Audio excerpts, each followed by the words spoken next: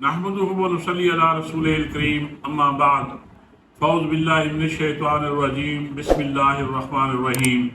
मौजूद नाज़रीन, अस्सलामु अलैकुम व रहमतुल्लाहि व बरकातुहू। मैं हूँ मियां मोहम्मद अकरम, आपकी खिदमत में हाजिर। नाज़रीन, जैसा कि आप जानते हैं कि पिछले दिनों स्वीडन में आज़ादी तहरीर व तकरीर के नाम पर कुरान मजीद को शहीद किया गया, उसे आग लगाई गई। इस पर पूरी उम्मत मुस्लिमा मगमूम भी है और दिली तौर पे रंजीदा भी है। इस पर इमरान खान साहब ने जुमे वाले दिन इस पर प्रोटेस्ट करने का ऐलान किया है और पब्लिक को कॉल दी है इस प्रोटेस्ट में पार्टिसिपेट करने के लिए।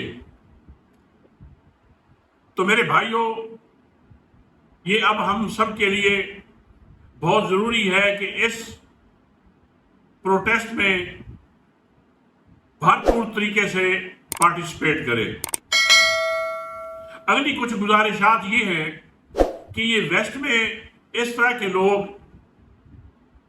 किसी साजिश के तहत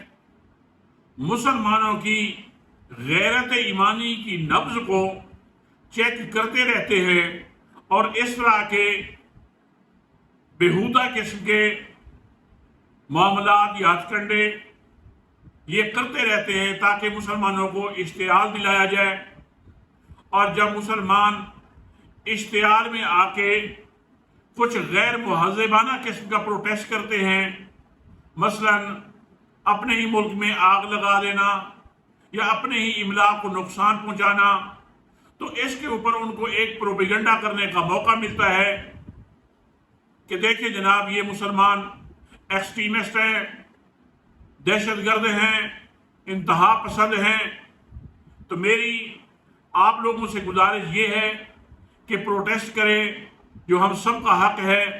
लेकिन कानून और अखलाकियात के दायरे में रहते हुए कोई इस तरह का अमल न करें जिससे उनको मुसलमानों के खिलाफ प्रोपेगेंडा करने का मौका मिले। दूसरी गुजारिश ये कि इस वक्त जो पीडीएम की हुकूमत है, इसके ऊपर प्रेशर डाला जाए कि ये अगर जुर्रत रखती है तो स्वीडन के सफीर को बुला के उसके सामने प्रोटेस्ट करे और कहे कि आखिर ये आप लोग इस तरह की हरकतें क्यों कर रहे हैं। दूसरी बात ये कि ये जो हमारा हक भी बनता है और इस्लाम ने इसकी हमें तालीम भी दी है, वो है मुआशी बाइकॉट, कि ट्रेड का बाइकॉट करना, ये भी एक हमें इस्लाम ने तरीका सिखाया है कि हम अकेले तो ज़ाहिरी बात है कमज़ोर हैं, हमारी मीशत का जो हाल है, गरीब की आवाज़ को कोई वैल्यू नहीं दी जाती। तो मेरी बल्कि एक तजवीज़ है कि इमरान खान साहब OIC के प्लेटफार्म से इस प्रोटेस्ट को और बढ़ाएं और इंटरनेशनल लेवल की एक कानून साजी करें कि आइंदा किसी को इस तरह के काम करने की जुर्रत ना हो। और ये काम सिर्फ और सिर्फ इमरान खान ही कर सकते हैं। जरदारी हो, नवाज शरीफ हो या मौलाना फजल रहमान हो, ना ये इस ऐल हैं, ना इस तरह की इनको सेंस है कि इंटरनेशनल लेवल पे किसी आवाज को अगर उठाना है तो इसके कौन से तौर तरीके होते हैं। इनसे तो उम्मीद रखना इंतहा दर्जे की हमाकत है। तो इसके साथ खुद भी जब इस प्रोटेस्ट में आप एक असूली मौक़िफ़ इख्तियार करते हुए प्रोटेस्ट करेंगे तो फिर मगरिब भी ये सोचने पे मजबूर हो जाएगा कि आखिर मुसलमान अपनी इस किताब से कितनी मोहब्बत करते हैं और हमें भी इनका ख्याल रखा जाए और हमें आइंदा इस तरह की हरकतें नहीं करनी चाहिए, क्योंकि जो मुआशी मामला होता है वो हर मुल्क को अजीज होता है। तो इसके लिए आपने भी, मैंने भी, सब ने कोशिश करनी है कि इस प्रोटेस्ट को ज़्यादा से ज़्यादा मुअस्सर बनाना है। اور جب یہ لوگ سمجھیں گے کہ یہ لوگ اس طرح کا پروٹیسٹ کر رہے ہیں تو شاید یہ آئندہ اس طرح کی جرات نہ کر سکے. اور جب یہ نہیں کریں گے، ان کو تو یہ خیر پتہ نہیں ہے کہ یہ جو پروٹیسٹ کیا جا رہا ہے یہ تو صرف ایک فیتھ ہے، مسلمانوں کا ایک عقیدہ ہے کہ یہ اللہ کی کتاب ہے. ان کو یہ معلوم نہیں کہ ان پروٹیسٹ کرنے والوں کو یہ پتہ ہے کہ یہ اللہ کی کتاب ہے، ان کا یہ عقیدہ ہے، لیکن ان اللہ کے بندوں کو یہ نہیں پتا کہ مسلمانوں کو تو اس کی تعلیمات کا پتہ ہی نہیں ہے کہ قرآن مجید کی تعلیمات ہم سے کیا مطالبہ کر رہی ہیں، ہم سے وہ کیا ڈیمانڈ کرتی ہیں. اس حوالے سے تو میں تو یہی گزارش کروں گا کہ خدا کے لیے خود بھی قرآن مجید کو سمجھنے کی کوشش کریں، کیونکہ اپنے مقتدر حقوں سے تو یہ امید نہیں ہے. یہ تو قرآن مجید کے حوالے سے خود بھی جاہل ہیں اور عوام کو بھی جاہل رکھنا پسند کرتے ہیں. اور جن لوگوں نے غیروں نے غیر مسلموں نے اس قرآن مجید کو سیکھا لیکن ہم نے اس کو تلاوت کی حد تک کافی سمجھ لیا، اس وجہ سے آج سارے کے سارے مسلمان